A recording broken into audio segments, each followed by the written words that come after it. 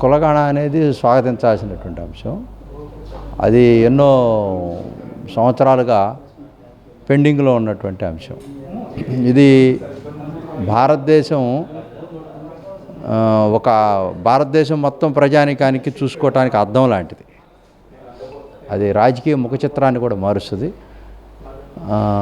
గతంలో ఉన్నటువంటి ప్రభుత్వాలు కేవలం వాళ్ళకు ఉన్నటువంటి కుల ప్రాతిపదిక మీద అగ్రకులాల అహంకారంతో పెత్తందారులుగా, ఆర్థిక ఉగ్రవాదులుగా అప్పుడున్నటువంటి పాలకులు, కాంగ్రెస్ వాళ్ళు కానీ, తర్వాత వచ్చినటువంటి పాలకులు కానీ, ఈ అంబేద్కర్ గారు రచించినటువంటి రాజ్యాంగాన్నే పరిపాలనా దిశ వైపు అడుగులు వేస్తున్నామని చెప్తున్నప్పటికీ ఎక్కడో లోటుమటిగా ఉంది.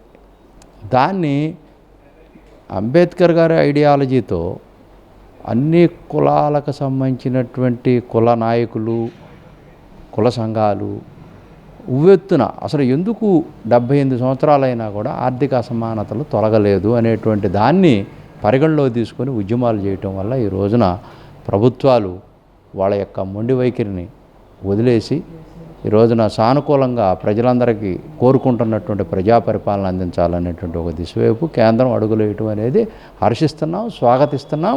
తప్పకుండా మేము పూర్తిగా మద్దతు ఇస్తాం.